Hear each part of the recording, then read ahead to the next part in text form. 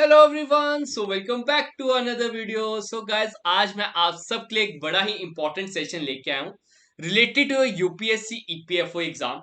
Guys, जैसे कि आपको पता है कि पिछले दो एग्जाम जो आपके यूपीएससी ईपीएफओ के हुए हैं, एक आपका एग्जाम हुआ था 2020 में और उसके पहले आपका एग्जाम हुआ था 2017 में। मैंने क्या किया है, अकाउंटेंसी के जितने भी क्वेश्चंस इन दो एग्जाम्स में आए हैं उन्हें प्रॉपर्ली कंपाइल्ड वे में आपके लिए लेके आया हूँ। आज हम इस वीडियो में वो चीज डिस्कस करेंगे, क्योंकि जब भी आप एक तरह से एग्जाम में जा रहे हो, एग्जाम की प्रिपरेशन करना स्टार्ट कर रहे हो, तो सबसे पहले आपको एक बारी पता होना चाहिए एग्जाम में कौन कौन से टॉपिक कवर अप किए जा रहे हैं, किन किन चीजों को हमने ध्यान में रखना है। वो सब कुछ आज की वीडियो में आपको मैं सिखाने वाला हूं। तो इस वीडियो को एंड तक जरूर देखना, और अगर आप इस चैनल पे नए हैं तो चैनल को सब्सक्राइब भी जरूर कर लेना। तो चलो गाइस, बात करते हैं 2020 की। सबसे पहले 2020 में जो अकाउंटेंसी का फर्स्ट क्वेश्चन आया है, ये रहा आपके सामने। देखो, साथ साथ में मैं आपको एक्सप्लेन भी करते रहूंगा इसका रीजन ये क्यों है, इसका आंसर ये क्यों आया। ध्यान से समझना क्या है। कहता है wages paid for installation of machinery is debited to which one of the following accounts. ये आपका टॉपिक आ गया फ्रॉम योर जर्नल एंट्रीज।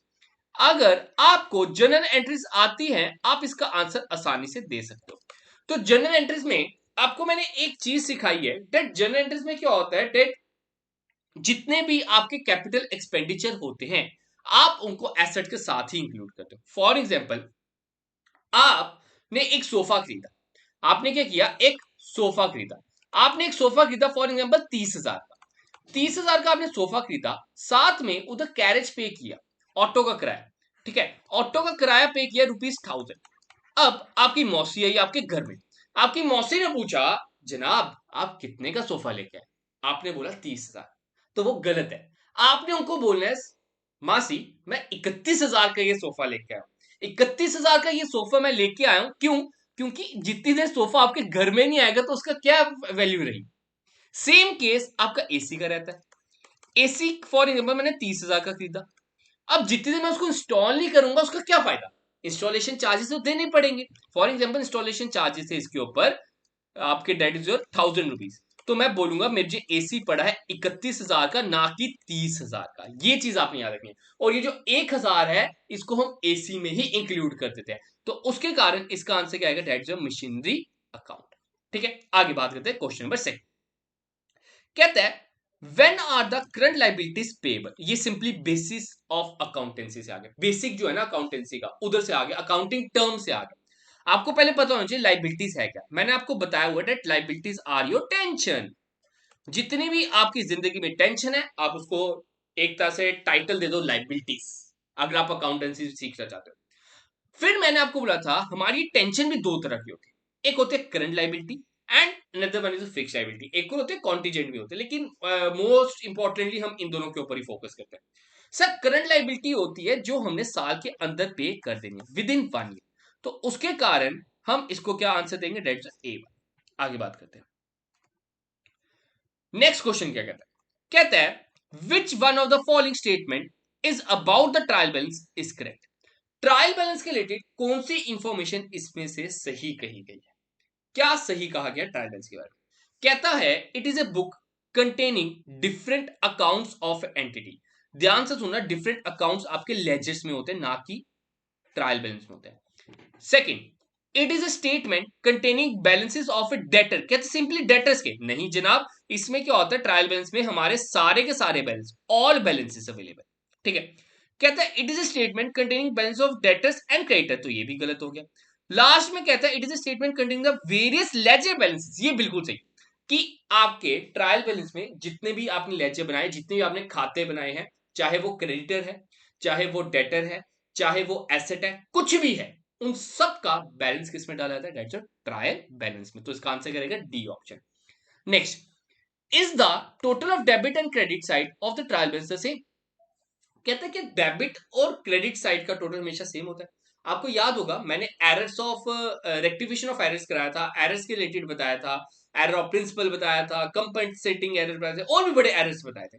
तो ये जरूरी नहीं है, बड़ी बार क्या होता है हमारा ये जो ट्रायल बैलेंस है ये सेम नहीं आएगा। तो इसका आंसर क्या आएगा, that's A option. No, there are some times good reason why they differ. Next, which one of the following is the first book to which the transaction of a business unit are recorded? आपको properly पहले sequence पता होना चाहिए। मैंने एक बार आपके साथ discuss किया भी था। That is journal entries first one. Journal entries के बाद हमारा बनता है सर लेजर। लेजर के बाद सर हमारा बनता है trial balance. Sir trial balance के बाद हमारा बनता है फाइनेंशियल स्टेट। ठीक है, तो ये सब कुछ हम पढ़ेंगे। ठीक है, अभी मैं आपको जर्नल के बारे में सिखाऊंगा, लेजर के बारे में सिखाऊंगा जो इस चैनल पे नहीं है, तो सब कुछ इसके बारे में बताऊंगा। तो कहता है इसमें से कौन सा फर्स्ट बुक है जो आप बनाते हो, जो जर्नल एंट्री बनाते हैं यार। जर्नल का लेजर बनाएंगे, लेजर के बाद एक तरह से हम ट्राइबल्स बनाएंगे, ट्राइबल्स का फाइनेंशियल स्टेटमेंट बनाएंगे। तो D option is the correct one. Next देखते हैं, कहता है which one of the following denotes gross profit. आप सबको बता दूं that COGS, cost of good sold का फॉर्मूला होता है sales minus GP. Sales minus GP. तो अगर मैं इधर से जीपी का फॉर्मूला निकालूं तो क्या हो जाएगा सर, जीपी का फॉर्मूला हो जाएगा GP is equal to sales minus cost of good sold. Simply transport किया और कुछ नहीं किया, तो इसका आंसर क्या रहेगा सर, बी ऑप्शन।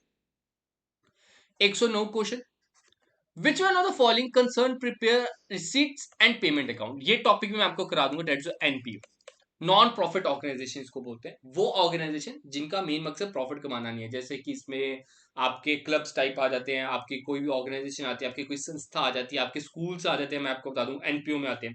तो ये कौन है, डेट जो नॉन ट्रेडिंग कंसर्न्स बनाती हैं, डेट जो रिसिप्ट एंड पेमेंट अकाउंट। कहता है इनकम एंड एक्सपेंडिचर अकाउंट। आपको बता दूं रिसिप्ट एंड पेमेंट अकाउंट के बाद ही बनता है income and expenditure account.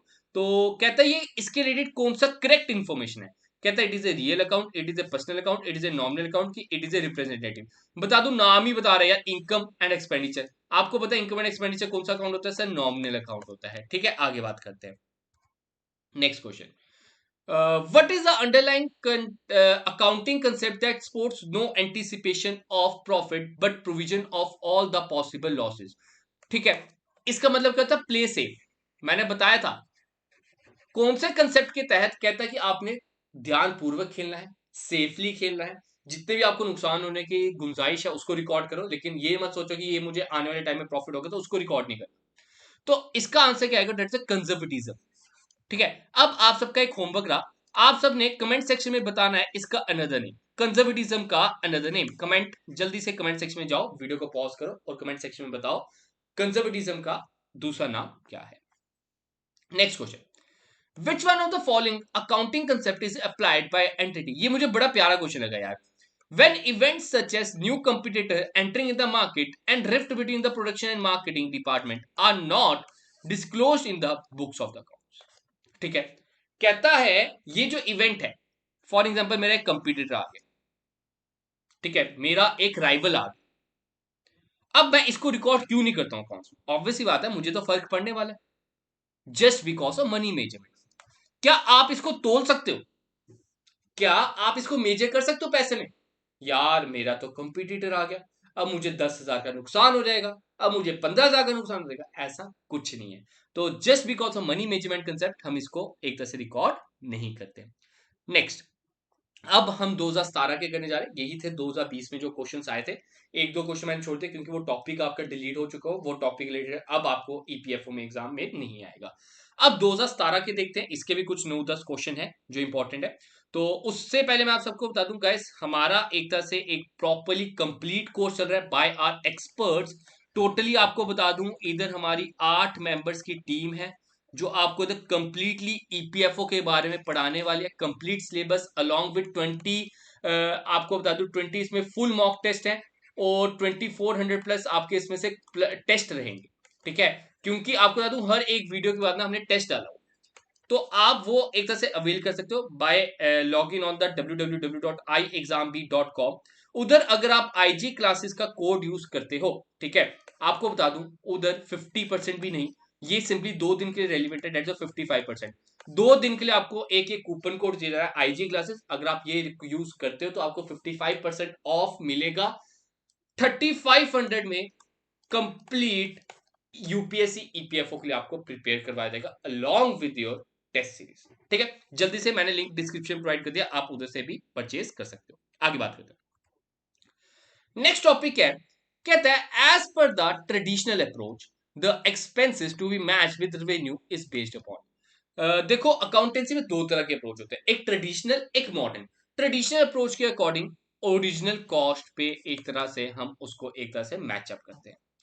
Preliminary expenses are the expenses of examples of, एक तो एग्जांपल ये होती है फिक्टिशियस एसेट्स की, एक ये फिक्टिशियस एसेट्स की एग्जांपल होती है, लेकिन द फिक्टिशियस एसेट्स नहीं दिए तो उसके कारण हम इसको आंसर क्या करेंगे, डेट्स डेफर्ड रेवेन्यू एक्सपेंडिचर, जिसका बेनिफिट आप उस साल एक साल पूरा क्या पूरा नहीं उठा पाते हो, इसके जो बेनिफिट्स होते हैं डिफरेंट डिफरेंट ईयर्स में इससे डिवाइडेड होते हैं। Depreciation of a fixed asset is an example of, आप सबको बता दूं it is your non cash expense. पहला एग्जांपल आपने याद रखना है, आपका डेप्रिसिएशन कौन सा एक्सपेंस है सर, नॉन कैश एक्सपेंस है। तो अगर मैं इधर बात करूं तो it is your revenue expenditure that is expense. ठीक है, आगे बात करते हैं। ये वाला डिस्कस कर लिया है अभी ऊपर जस्ट।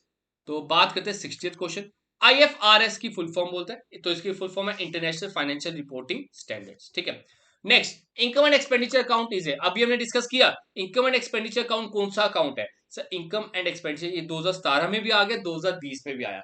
तो इनकम एंड एक्सपेंडिचर अकाउंट से नॉमिनल अकाउंट है सर। लेगेसी से ये भी एनपीओ के रिलेटेड है, ये भी एनपीओ के रिलेटेड है, नॉन प्रॉफिट ऑर्गेनाइजेशन। तो उसमें आपको बताऊंगा डेट लेगेसीज को हम एक तरह से कैपिटलाइज्ड आइटम चुनते हैं और उसको हम बैलेंस शीट में डालते हैं। ठीक है, आगे बात करते हैं नेक्स्ट क्वेश्चन की ओर। नेक्स्ट क्वेश्चन क्या कहता है, ये एक ही प्रैक्टिकल क्वेश्चन मुझे दिखा पेपर में पूरे, दैट क्वेश्चन में अगर हम डिस्कस करें, कहता है which one of the following is the amount of gross profit. ध्यान से देखना, ग्रॉस प्रॉफिट बोला है 25% on the cost of goods sold और सेल्स दिए 20 लाख। अभी मैंने आपको ऊपर फॉर्मूला बताया, cost of goods sold is equal to sales minus GP. ध्यान रखना, जीपी जिसके ऊपर दिया हो, जीपी किसके ऊपर दिया, कॉस्ट ऑफ गुड्स सोल्ड, उसको एक्स ले लो, इसको क्या ले लूंगा मैं एक्स। सेल्स कितनी दी है sir 20 lakh, minus sir GP कितना है 25% ऑफ एक्स। ठीक है सर, एक्स आपको होता है 25% को कैसे लिखते हैं सर, 1/4 लिखते हैं, तो plus 1/4 x is equal to 20 lakh. ठीक है, जिसके नीचे कुछ नहीं उसके नीचे 1, तो इसको इंटू 4 करेंगे, ऊपर वाले को भी इंटू 4 कर देंगे, तो 4x plus 1x upon 4 is equal to 20 lakh. Sir 5x upon 4 is equal to 20 lakh. Sir x is equal to 20 lakh into 4/5, that's of 4 lakh, 4 into 4 16। x की वैल्यू क्या आ गई सर 16 लाख। हमने निकालना है कैसे, जीपी निकालना, x तो हमारा एक्चुअली में कॉस्ट ऑफ गुड्स सोल्ड है सर, जीपी कितना हो जाएगा 16 लाख का 25%, सर 16 लाख का 25% हो गया, दैट्स 4 लाख। तो D option is the correct one. Hope so guys अच्छी लगी होगी ये लेक्चर, प्रॉपर्ली मैंने दोनों जितने भी थे इसमें कंपाइल्ड वे में आपको इधर करवा दिया। एक और सेशन लेके आऊंगा जिसमें हम इंग्लिश के डिस्कस करेंगे, क्योंकि लास्ट टाइम आपको बता दूं इंग्लिश के ना 20 एमसीक्यू आए हैं दोनों पेपरों में, तो दोनों पेपरों में इसकी 20 एमसीक्यू आए हैं, तो वो हम प्रॉपर्ली से लेके आएंगे। आपको एक बार मैं फिर से बता दूं, आप सिंपली हमारा कोर्स बाय कर सकते हो, 55% आपको ऑफ मिल जाएगा, लिंक मैंने आपको डिस्क्रिप्शन में प्रोवाइड कर दिया, उधर कंप्लीटली आपको प्रॉपर्ली गाइडेंस प्रोवाइड कर जाएगी अलॉन्ग विद एमसीक्यू। तो आज का सेशन इतने रखते हैं, तो मिलेंगे जल्द अपने नए सेशन में, तब तक से अलविदा। अगर आप इस चैनल पे नए हैं तो चैनल को सब्सक्राइब कर लें, ताकि इस तरह की वीडियो आप तक सबसे पहले पहुंचे।